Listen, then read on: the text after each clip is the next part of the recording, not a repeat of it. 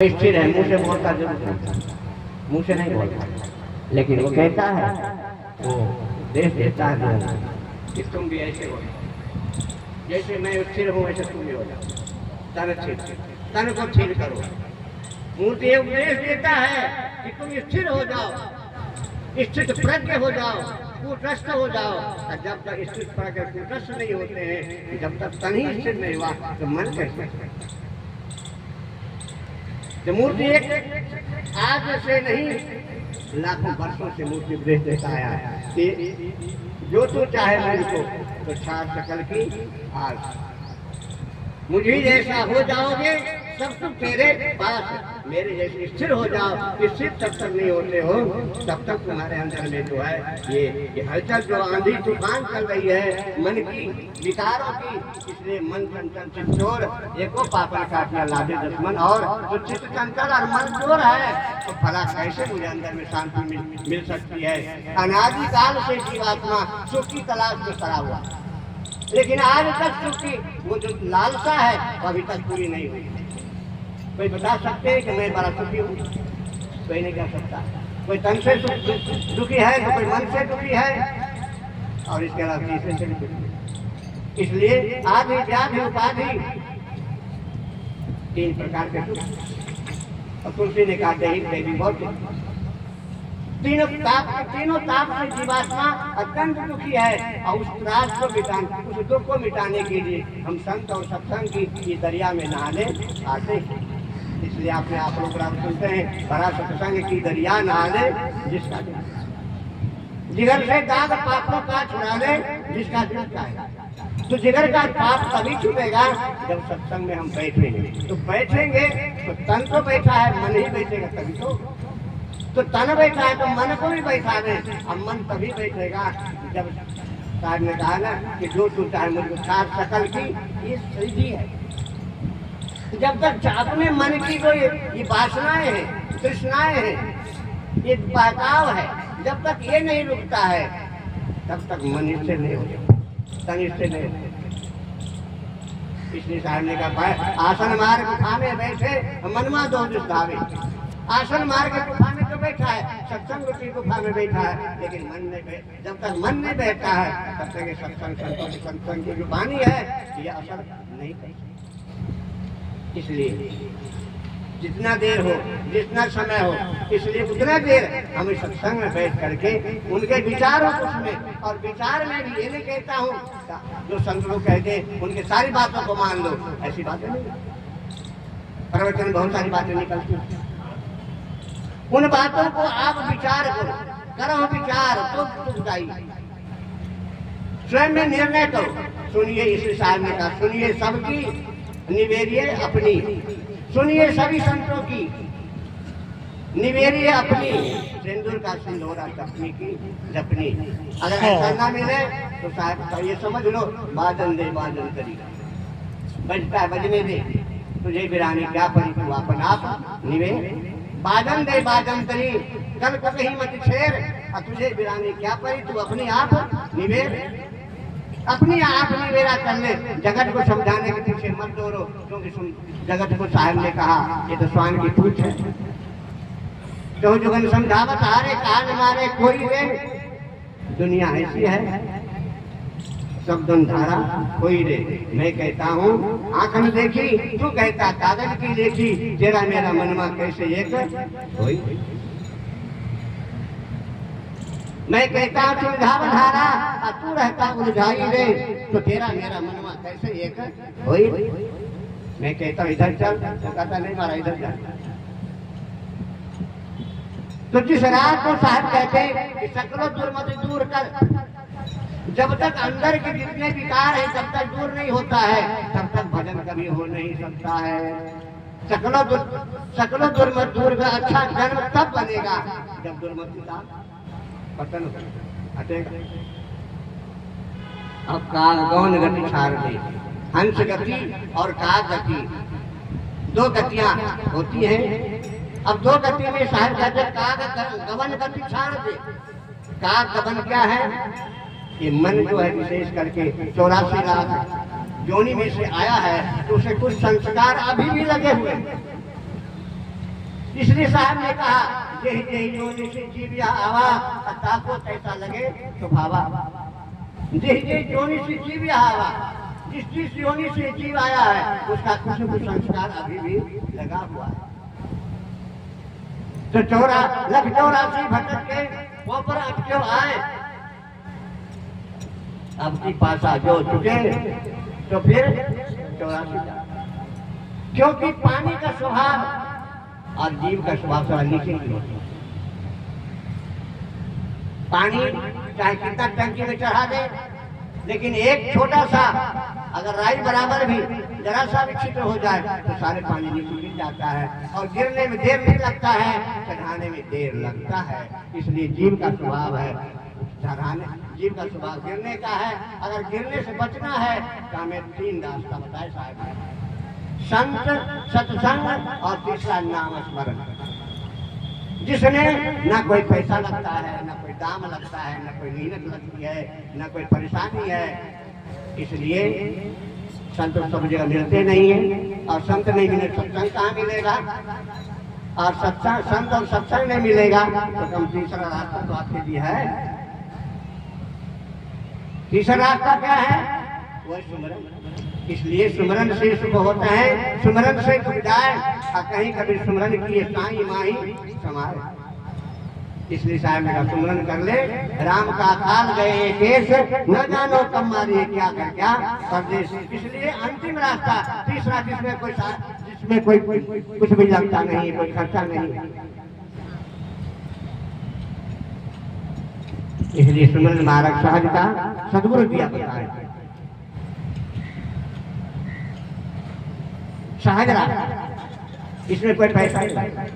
कर्म योग में खर्च लगता है, यहाँ आने में भी खर्च लगा है, लेकिन घर बैठे सुमरन करने में कोई खर्चा नहीं लगता।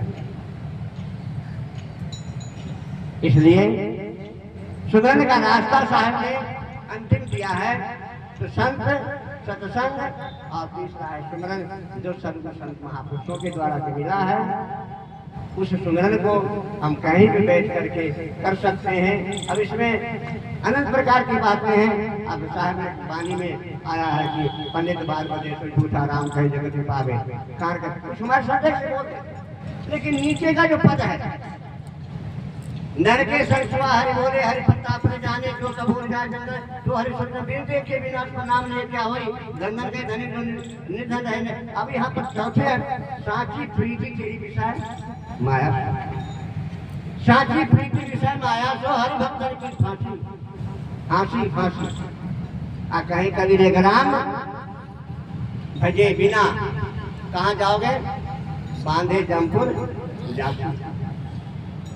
ऊपर का शब्द जो है, ऊपर के शब्द साहब ने कहा जो पाखंडियों के लिए, जो केवल सुनन करता है, मुख में राम बगल में छुरी, आ कहीं कभी तेरी नियत है बुरी, उसके लिए कहा। सुमरन तो करते हो, लेकिन सुमरन में तुम्हें ध्यान नहीं है। सुमरन को एक तुम्हें नाटक बना रखा है, उसके लिए कहा राम कहे जगत पावे था। लेकिन साहब नीचे कहा साची प्रीति तेरी विषय माया से है, तो सुमरन करने से क्या, जब तक उससे तुम त्याग नहीं करोगे।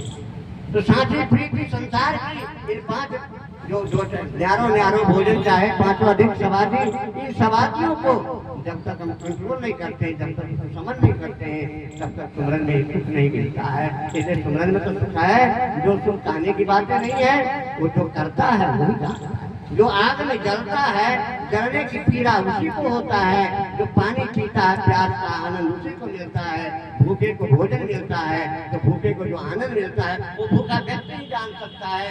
जो भजन में जो आनंद मिलता है, भजनानंदी ही जान सकता है, दूसरा व्यक्ति केवल देख।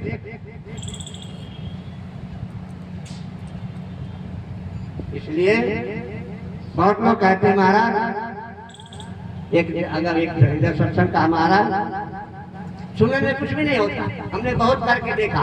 मैं करके देखा ही नहीं, अगर देखा होता ना तो आज भी ऐसा नहीं बोलता। क्यों? कहीं घर गूंगे गुड़ खाया, सुमरन ऐसी वस्तु है, गूंगे के गुड़ के समान है, गूंगे के गुड़ के समान है। जो खाता है बोलता नहीं है, लेकिन जो बोलता है वो व्यक्ति वस्तुतः खाएगा। बहुत लोग कहते हैं हमने बहुत सुमरन किया, कुछ भी नहीं हुआ। अब कुछ होगा कैसे? तेरा मन तो स्थिर था नहीं, मन तन मन स्थिर था नहीं, तो फिर कैसे होगा? इसलिए पहले तन को साधना करो, पहले घंटे 8 घंटे बैठने की साधना तो करो पहले। अगर ये तो हमारे नहीं होता, कहता हमारा 5 मिनट फुर्सत नहीं होता हमें काम से, 5 मिनट फुर्सत हमें घर से नहीं मिलता है, हम बैठे कैसे में? अरे बैठे तुम्हें 24 घंटे में तुम्हें 1 घंटा 8 घंटा साथ के में दे सकते हो। संसार के लिए तुमने इतने कमाया, आज तक क्या मिला? अभी आपने साहब ने कहा कि संसार जो है, संसार के पास सुख नहीं है। पिता पुत्र से सुख चाहता है, अब पुत्र पिता से सुख चाहता है, पत्नी पति से सुख चाहती है, और पति पत्नी से सुख चाहता है, लेकिन जो किसी के पास सुख नहीं। जिंदगी भर सुख की तलाश में हम जिंदगी भर भटकते एक दूसरे में चिपके रहते हैं, लेकिन सुख तो मिलता है नहीं। अंत में हाय हाय कर करके हम आंख मल मल के पछताते, क्योंकि जिसके पास है नहीं वस्तु अंते खोजे अंते। साहब ने कहा वस्तु अंते खोजे अंते कैसे आवे हाथ? अरे वस्तु तो कहीं है और खोज कहीं रहे हो, और वस्तु तो है संतोष सत्संग में है, अपने आत्मा सुख में है, आप चेतन में है, आत्मा राम में है, लेकिन हम बाहर की वस्तु में ढूंढते हैं। इसलिए साहब ने कहा बाहर ढूंढन मत जा सजनी, या घर बीच विराट रही। बाहर ढूंढने मत जा। जय खोजन कल को गया घटी माही सो मूर, जिसको खोजते खोजते हमारा जन्म बीत गया, अनंत जन्म बीत गया। जय खोजन कल को बीत गए जन्म मरण में बीतते हुए बीत गया हमारा जीवन, लेकिन आज तक वो सुख शांति नहीं मिली। तो साहब ने कहा जय खोजन कल को गए घटी माही सो मूर, अबादी गर्भ गुमान ताते पर गुरु। इसलिए बेचू ने जग चूनिया साईं नूर नीनार, आखिर तक के वक्त में किसका करोगे दीदार? तो साहब ने कहा सोई नूर दिल पाक है, सोई नूर दिल पाक है। तुम्हारे पाक दिल में वो नूर है जिसको बाहर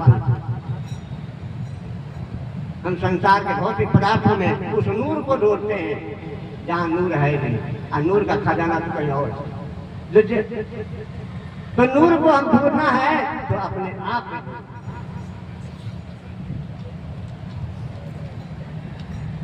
जय ढूंढन कल को गया घटी माही सो नूर, बाजी कर गुमान रास्ते पर। इसलिए हमें अपने आप में जानना है, पहचानना है, तो अपने आप में ढूंढने की कोशिश करें, और 1 घंटे 8 घंटे बैठ करके चाय का सुंदर भजन करें, तभी हमें शांति मिल सकती है। अन्यथा हम शांति की तलाश में जीवन भर भटकते रह जाएंगे, हमें वो शांति मिलेगी नहीं, वो सुख नहीं मिलेगा, वो आनंद नहीं मिलेगा।